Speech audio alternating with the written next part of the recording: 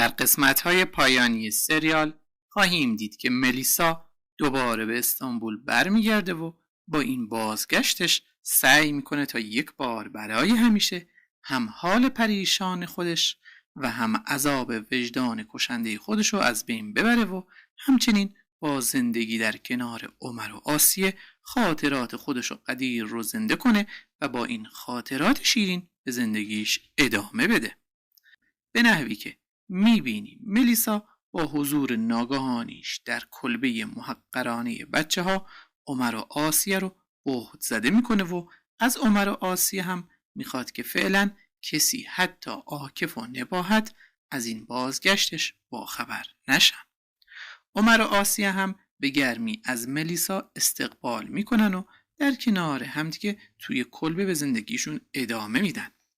تا اینکه این وسط بالاخره ملیسا پرده از قتل قدیر برمیداره و با اعتراف به قتل قدیر جلوی عمر و آسیه خودشو خالی میکنه و از عمر میخواد که به تقاص خون قدیر اونو به قتل برسونه. اما آسیه فوراً جلوی فوران خشم و غضب عمر رو میگیره و با آروم کردن عمر مانع از حماقت عمر میشه و عمر رو راهی خونه سوسن میکنه تا در کنار سوسن بتونه آروم بگیره. اما وقتی بعد از چند روز عمر هم میتونه مثل آسیه ملیسا رو ببخشه و به کلبه برگرده، دوباره با حرفهای ملیسا عمر از هم میپاشه، چرا که عمر تازه متوجه میشه که این همه وقت سوسن بهش خیانت میکرده و قضیه قتل قدیر رو به کمک عاکف ازش مخفی نگه داشته بوده. پس بنابراین میبینیم که عمر به کلی قید سوسن رو میزنه و سوسن رو با این کارش تحقیر میکنه. اما عمر در ادامه به سراغ عاکف هم میره و کمر به قتل عاکف میبنده. اما عاکف قصر در میره و با شکایت از عمر رو راهی زندان میکنه.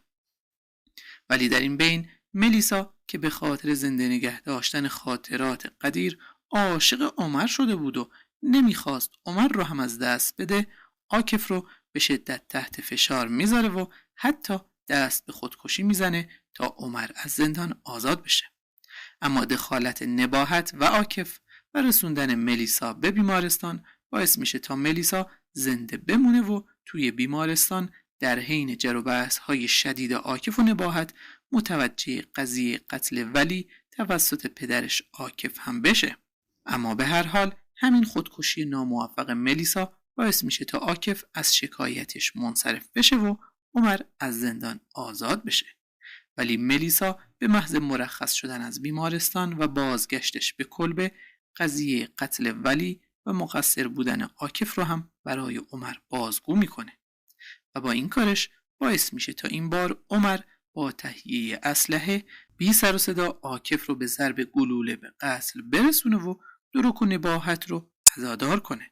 اما وقتی دروک نمیتونه قاتل بودن عمر رو اثبات کنه و نباهت هم به خاطر مرگ عاکف دچار افسردگی شدید میشه، ملیسا که دیگه این وسط خیالش از بابت همه چی راحت شده بود و هیچ عذاب وجدانی دیگه نداشت، از عمر خواستگاری میکنه و بهش پیشنهاد ازدواج میده. عمر هم به خاطر اینکه خودشو در قضیه رو شدن قتل قدیر و پدر و مادرش مدیون ملیسا میدونست، با این خواستگاری موافقت میکنه و علیرغم مخالفت آسیه و دروک با ملیسا ازدواج میکنه. اما این ازدواج عمر و ملیسا باعث میشه تا دروک به سیم آخر بزنه و وسط جشن عروسی دست به قتل عمر بزنه. اما دروک توی این کار موفق نمیشه و به همراه عمر از تراس به پایین پرت میشن، به نحوی که دروک از شدت خونریزی از دنیا میره و عمر هم بعد از چند ساعت بستری شدن دوباره حالش خوب میشه و به اصرار ملیسا جشن عروسی رو ادامه میده.